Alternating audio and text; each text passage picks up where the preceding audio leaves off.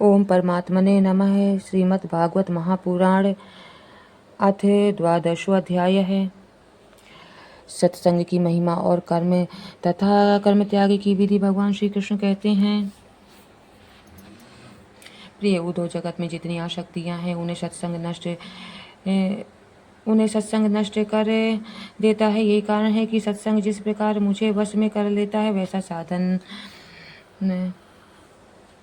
न योग, न सांख्य, न धर्म, न स्वाध्याय, तपस्या, त्याग, इष्टापूर्ति और दक्षिणा में भी मैं वैसा प्रसन्न नहीं होता। कहाँ तक कहूँ, व्रत, यज्ञ, वेद, तीर्थ और यम नियम भी सत्संग के समान मुझे वश में करने में समर्थ नहीं है।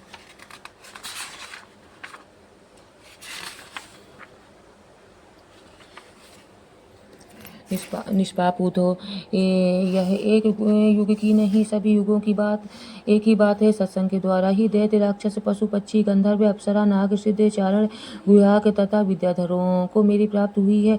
मनुष्यों में वैश्य, शूद्र, स्त्री और अंत्यज आदि रजोगुणी, तमोगुणी प्रकृति के बहुत से जीवों ने मेरा परम पद प्राप्त किया है। वृत्रासुर, प्रहलाद, वृषपर्वा, बलि, बाणासुर, दानव, विभीषण, सुग्रीव, हनुमान, जाम्बवान, गजेंद्र, जटायु, तुलाधार, वैश्य, धर्म, व्याध, कुब्जा, ब्रज की गोपियां, यज्ञ पत्नियां और दूसरे लोग भी सत्संग के प्रभाव से ही मुझे प्राप्त कर सके हैं। उन लोगों ने ना तो वेदों का स्वाध्याय किया था और ना विधि पूर्वक महापुरुषों की उपासना की थी। इसी प्रकार उन्होंने क्रंच, चंद्रायण आदि व्रत और कोई तपस्या भी नहीं की थी। बस केवल सत्संग के प्रभाव से ही वे मुझे प्राप्त हो गए। गोपियां, गाय, यमला, अर्जुन आदि ब्रज की हरिण आदि पशु, कालिय नाग आदि ये तो साधन साध्य के संबंध में सर्वथा ही मूढ़ बुद्धि थे। इतना ही नहीं, ऐसे और भी बहुत हो गए हैं जिन्होंने केवल प्रेमपूर्ण भाव के द्वारा ही अनायास से मेरी प्राप्ति कर ली और कृतकृत्य हो गए। उद्धव, बड़े बड़े प्रयत्नशील साधक योग, सांख्य, दान, व्रत, तपस्या, यज्ञ, श्रुतियों की व्याख्या, स्वाध्याय और संन्यास आदि साधनों के द्वारा मुझे नहीं प्राप्त कर सकते, परंतु सत्संग के द्वारा तो मैं अत्यंत सुलभ हो जाता हूँ। उद्धव, जिस प्रकार अक्रूर जी भैया बलराम जी के साथ मुझे ब्रज से मथुरा ले आए, उस समय गोपियों का हृदय कार प्रेम के कारण मेरे अनुराग में रंगा हुआ था। मेरे वियोग की तीव्र व्याधि से व्याकुल हो रही थी और मेरे अतिरिक्त कोई भी दूसरी वस्तु उन्हें सुख कारक नहीं जान पड़ती थी। तुम जानते हो कि मैं ही उनका एकमात्र प्रियतम हूँ। जब मैं वृंदावन में था तब उन्होंने बहुत सी रात्रियां, वे रास की रात्रियां मेरे साथ आधे क्षण के समान बिता दी थी, परंतु प्यारे उद्धव, मेरे बिना वे ही रातियां उनके लिए एक एक कल्प के समान हो गई। जैसे बड़े बड़े ऋषि मुनि समाधि में स्थित होकर तथा गंगा आदि बड़ी बड़ी नदियां समुद्र में मिलकर अपने नाम रूप खो देती, वैसे ही वे गोपियां परम प्रेम के द्वारा मुझ में इतनी तन्मय हो गई थी कि उन्हें लोक परलोक, शरीर और अपने कहलाने वाले पति पुत्र आदि की भी शुद्ध बुद्धि नहीं रह गई थी। उद्धव, उन गोपियों में बहुत सी तो ऐसी थी जो मेरे वास्तविक स्वरूप को नहीं जानती थी। वे मुझे भगवान न जानकर केवल प्रियतम ही समझती थी और जार भार से मुझे से मिलने की आकांक्षा किया करती थी। उन्हें साधनहीन सैकड़ों हजारों अबलाओं ने केवल संग के प्रभाव से ही मुझ परब्रह्म परमात्मा को प्राप्त कर लिया।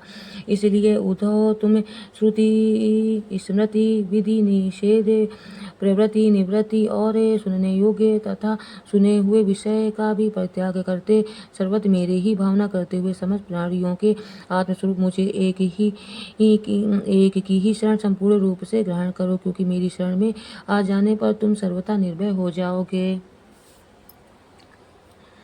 उद्धव जी ने कहा, सनकादि योगेश्वर के भी परमेश्वर प्रभु, यूँ तो मैं आपका उपदेश सुन रहा हूँ, परंतु इससे मेरे मन का संदेह मिट नहीं रहा है। मुझे स्वधर्म पालन करना चाहिए या सब कुछ छोड़कर आपकी शरण ग्रहण करनी चाहिए? मेरा मन इस दुविधा में लटक रहा है। आप कृपा करके मुझे भली बात समझाइए। भगवान श्री कृष्ण ने कहा, प्रिय उद्धव, जिस परमात्मा का परोक्ष रूप से वर्णन किया जाता है वे साक्षात अपरोक्ष प्रत्यक्ष ही हैं, क्योंकि वे ही निखिल वस्तुओं को सत्ता, स्फूर्ति, जीवन दान करने वाले हैं। वे ही पहले अनाहत नाथ स्वरूप परा वाणी नामक प्राण के साथ मूलाधार चक्र में प्रवेश करते हैं, उसके बाद मणिपूरक में आकर पश्यंती वाणी का मनोरथ सूक्ष्म रूप धारण करते हैं। तदनंतर कंठ देश में स्थित विशुद्ध नामक चक्र में आते हैं और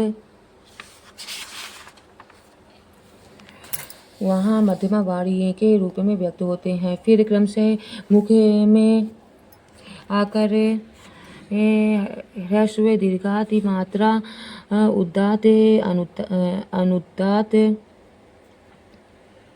आदि स्वर तथा ककर आदि वर्ण रूप स्थूल वैखरी वाणी का रूप ग्रहण कर लेते हैं। अग्नि आकाश में ऊष्मा अथवा विद्युत के रूप में अव्यक्त रूप में स्थित है।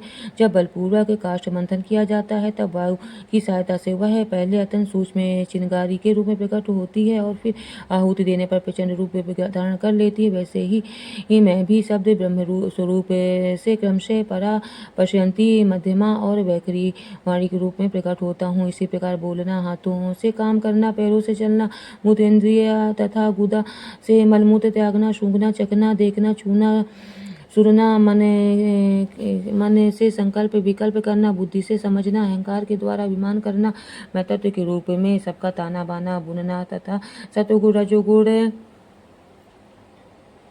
और तमोगुण के सारे विकार कहाँ तक कहूँ समस्त कर्ता कारण और कर्म मेरी ही अभिव्यक्ति है।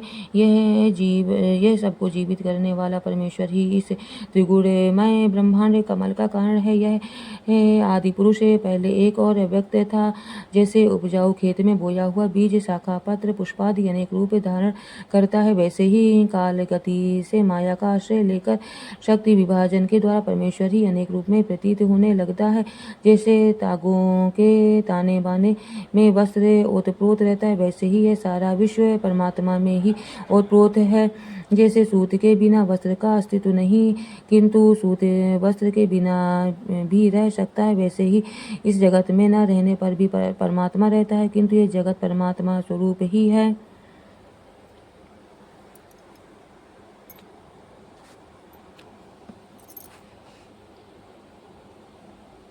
परमात्मा के बिना ऐसा कोई अस्तित्व नहीं है। यह संसार वृक्ष अनादि और प्रवाह रूप से नित्य इसका स्वरूप ही है। कर्म की परंपरा तथा इस वृक्ष के फल फूल हैं मोक्ष और भोग। इस संसार वृक्ष की दो बीज हैं, पाप और पुण्य, असंख्य वासनाएं जड़ें हैं और 3 गुण तने हैं, 5 भूत इसकी मोटी मोटी प्रधान शाखाएं हैं और शब्दाब्दी 5 विषय रस हैं, 11 इंद्रिया शाखा हैं और तथा जीव और ईश्वर 2 पक्षी इसमें घोंसला बनाकर निवास करते हैं। इस वृक्ष में वात पित्त और कपरूप 3 तरह के छाल हैं। इनमें 2 तरह के फल लगते हैं, सुख और दुख। यह विशाल वृक्ष सूर्यमंडल तक फैला हुआ है। इस सूर्यमंडल का भेदन कर जाने पर मुक्त पुरुष फिर संसार चक्र में नहीं पड़ते। जो गृहस्थ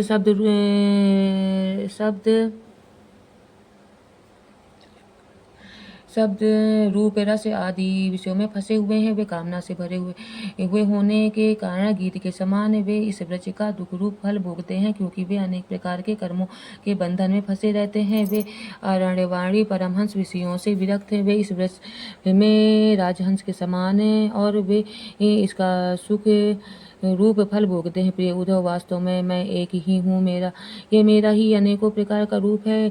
वह तो केवल मायामय है। जो इस बात को गुरुओं के द्वारा समझ लेता है वह वास्तव में समस्त वेदों का रहस्य जानता है। अतः उद्धव, तुम इस प्रकार गुरुदेव की उपासना रूप अनन्य भक्ति के द्वारा अपने ज्ञान की कुल्हाड़ी को तीखी कर लो और उसके द्वारा धैर्य एवं सावधानी से जीव भाव को काट डालो। फिर परमात्मा स्वरूप होकर उस व्रति रूप अस्त्रों को भी छोड़ दो और अपने अखंड स्वरूप में ही स्थित हो जाओ। इति श्रीमद्भागवते महापुराणे परमहंस्यां संहितायां 11 स्कंदे 12वाध्याय। हरि ओम तत्सत्। श्री कृष्ण अर्पणमस्तु।